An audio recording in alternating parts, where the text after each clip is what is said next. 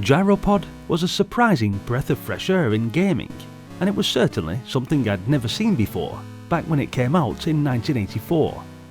Developed by those Taskset lads from Bridlington, Yorkshire, your aim was to spin around the rim of your Galaxy Ranger while seeking out and destroying the hell-bent enemies within this dark alien system.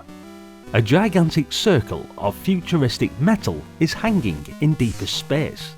Around its rim spins your pod, armed with a double cannon, which you need to point and shoot at the hordes of approaching alien ships. It's a very cool little space shoot 'em up, and yes, another one of the excellent additions to the 30 games compilation.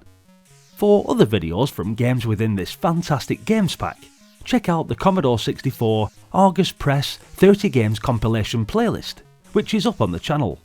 You can instantly recognise that nostalgic musical style from Paul Hodgson, especially if you've played other games such as Bozo's Night Out, Super Pipeline, or Poster Paster. Those are some of my favourites within that section. Some of you, however, might have recognised this game as part of the Soft Aid Pack in 1985, a charity compilation of 10 games, with all proceeds going to the Bob Geldof Band-Aid Ethiopian Appeal Fund, a video of which is covered on the Nostalgia Nerd channel.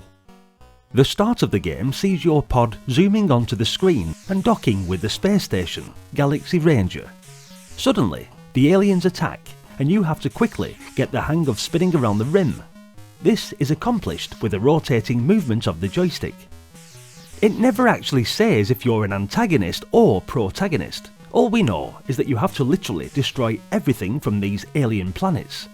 All we know is that you're docked inside your donut-shaped mothership and are here to bring some destruction.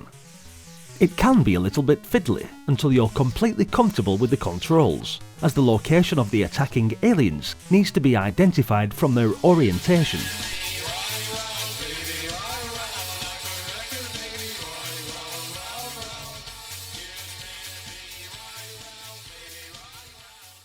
You'll quickly learn that the relationship of the position of your ship with the enemies takes a little getting used to, especially as you need to be at the right place on the rim to successfully shoot and destroy them, whilst zooming all around the outer circumference of the ring itself. The Gyropod has 4 readout bars on top of the screen, and although they are annoyingly not labelled whilst playing the game, there is a brief explanation of what does what on the screen before beginning a new game. Basically, the 4 readouts are your pod shield for the craft itself and your ammo remaining, the rim shield in which you circumnavigate, and planet air supply. However, we will explain in a little more detail now. If you run out of ammo, or maybe your shields are weakening, you need to catapult your pod down to the nearby planet. You need to control your craft for a smooth landing on the planet first, and then grab the supplies, whilst warding off the alien dudes landing their sources with your stun pistol.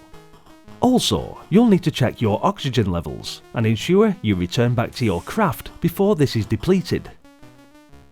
So then, once you have salvaged what you need, hop back in your craft and blast off back to the Gyropod. Convenient that everything you needed was nicely left there on the planet. These alien fellas might be nice guys after all. Saying this though, they will relentlessly attack you and inevitably end up damaging the ring of your gyro circle structure. And navigating through the broken rim sections will see you fly off and lose a life. Which is a strangely illogical way of losing a life, seeing as though you've just left this rim a minute ago with absolutely no problems. Keep your eye on your rim shields. Let's shoot some more aliens.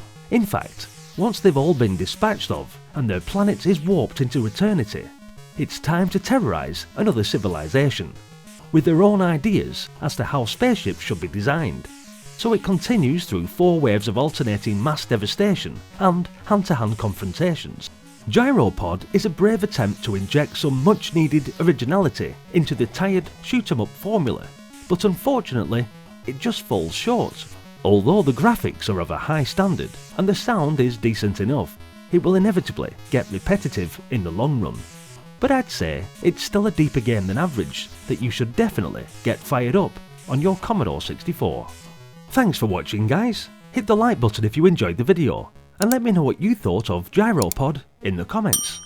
We can't deny that the Commodore 64 has such an awesome library of games, and if you want to stick with me on this epic journey rediscovering them all, then please do consider subscribing to the channel. Check out the playlists for more C64 nostalgia, and hopefully I'll see you all in the next video. Until then, bye for now.